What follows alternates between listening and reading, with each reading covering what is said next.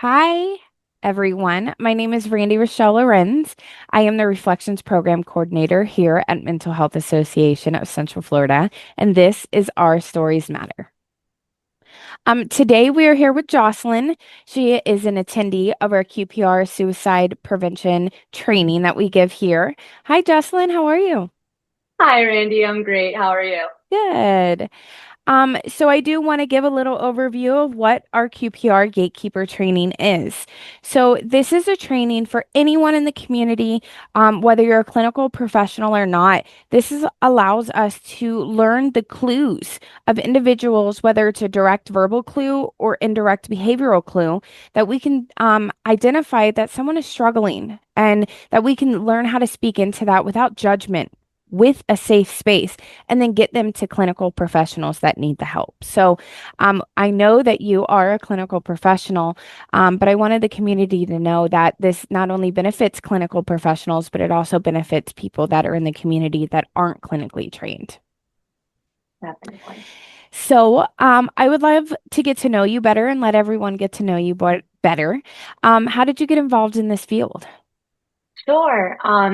So for me, it was a personal journey that got me involved in mental health. I had a really difficult diagnosis at the age of 21.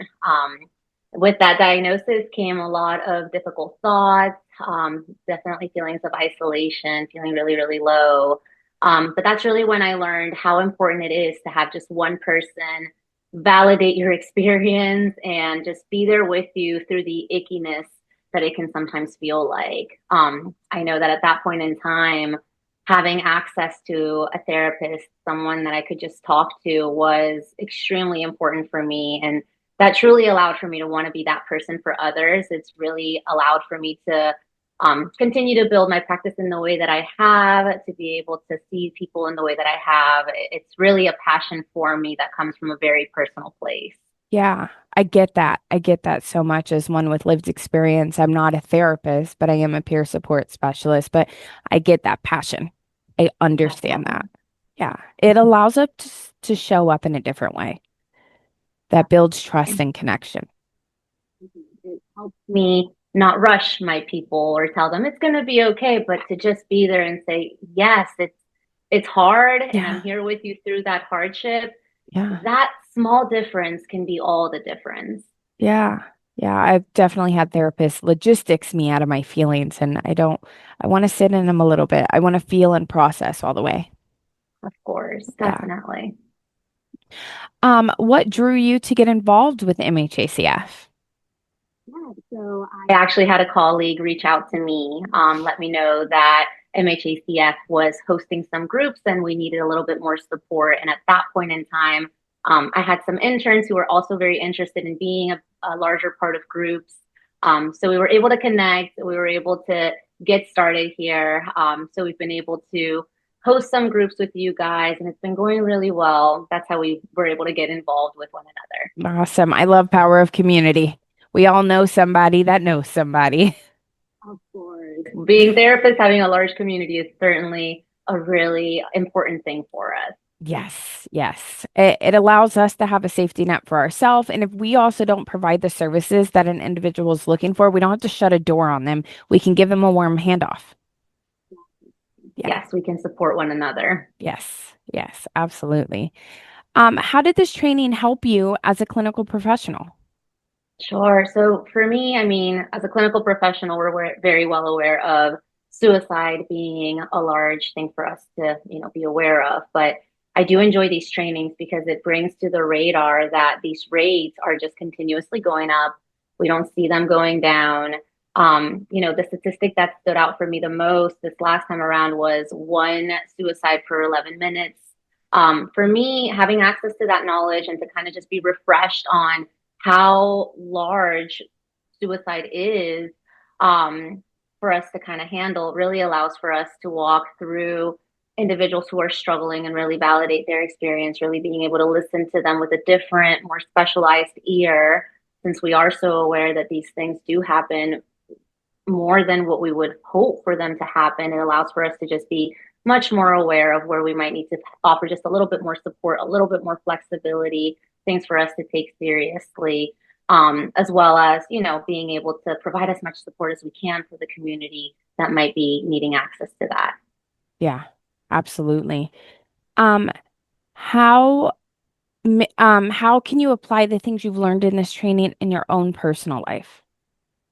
Sure. So this is the part that I really do enjoy, being able to bring this training and being able to bring it into my personal world and kind of removing the taboo behind talking about having these deeper feelings that I think as a human, we likely have experienced some of these darker, deeper feelings at some point in time. So being able to have a community or bringing this education to my community to be able to speak about difficult thoughts openly in a non-threatening way, in a way where we don't have to say, oh no, I never thought that, but being able to validate, yeah, we all kind of have these type of moments. What can we do, to help each other through these type of moments? How can we allow ourselves to be aware of these, to not see these moments perhaps as threatening, but to do something different with these moments, with these thoughts, so that we can allow for us to gain access to as much support and as much community as we're able to. I do think that removing the we can't talk about it components of things is a really important thing that allowing,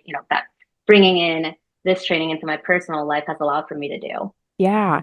And I know that, like, for me growing up, the word suicide was a word that you said whispered, right? We Mm-hmm. didn't say it out loud, and it was very taboo. And when someone was feeling that way, the first response a lot of times is you're not going to do something stupid like that, would you? Right. And Of so course. allowing to, we're afraid of things that we don't understand. And that's why I Mm-hmm. love education, right? The more you understand something, you don't have to agree with it, but there's less fear around it because you have more of an understanding about it, right? And I also love this training because my favorite quote in the training is, um, suicide is not the solution, only the perceived solution to a perceived insolvable problem, right? Right.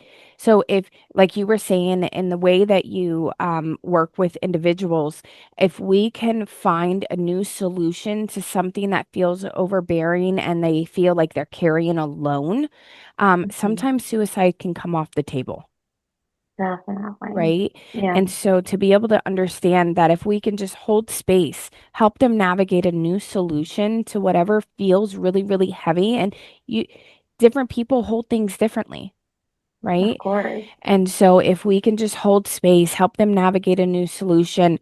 I love the language of we and how can we do this together and what would you like us to do now so they feel like Mm-hmm. they're not walking this by themselves. And this training really Definitely. teaches that we can come together and do it and that you don't have to carry everything by yourself because that can get Definitely. exhausting.